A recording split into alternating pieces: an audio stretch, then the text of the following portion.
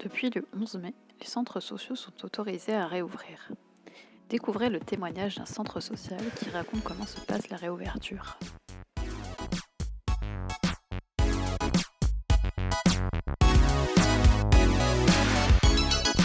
Bonjour, je suis Annie Grelier, bénévole et administratrice du centre social de Maurepas à Rennes et une des coprésidentes de l'association rennaise des centres sociaux.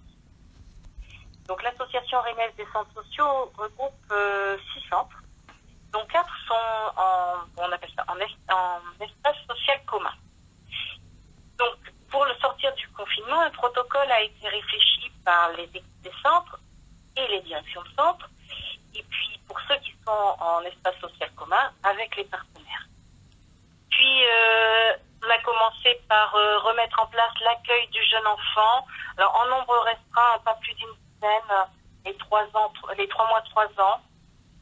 Et puis, surtout, ce qui a été d'abord remis en place, ce sont les accompagnements individuels pour les personnes qui ne peuvent pas le faire en télétravail, c'est-à-dire qui ne bénéficient ou d'ordinateur et encore moins de connexion Internet. Ensuite, de semaine en semaine, nos missions ont réouvert tout doucement, progressivement, toujours en respectant cette notion de barrière sanitaire pour ne donner aucune chance à ce que repartent les problèmes liés au Covid-19 et donc garder les chances que se rouvrent très progressivement mais sûrement les différents centres. Ensuite, on puisse commencer à se remettre en place. Les actions dites hors les murs, notamment le café du facteur sur Maurepas, voire commencer à se réfléchir de nouvelles actions hors les murs pour aider les personnes peu à peu à reprendre ou se rapprocher d'une vie un peu plus dite normale.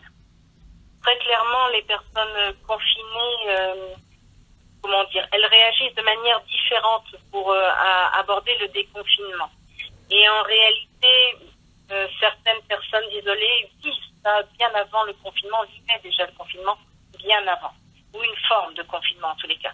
Donc il y a des peurs de ressortir. En gros, les murs de l'appartement servent de barrière de protection.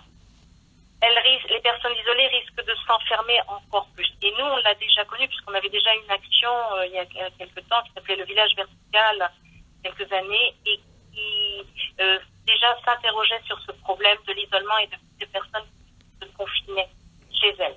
Et là, on le retrouve. Donc, il y a des personnes qui ne reviennent pas, qui ne ressortent pas, qui ne remettent pas leurs enfants à l'école.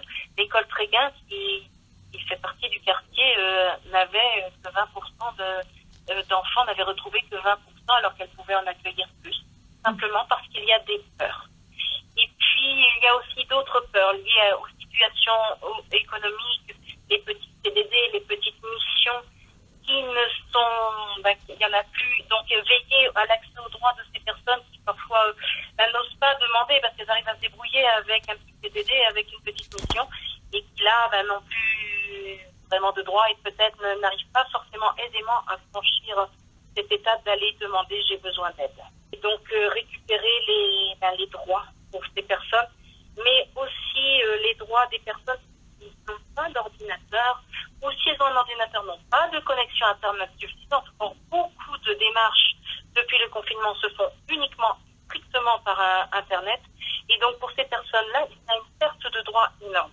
C'est bien d'avoir un ordinateur, bien sûr, mais avoir une connexion valable, c'est encore mieux.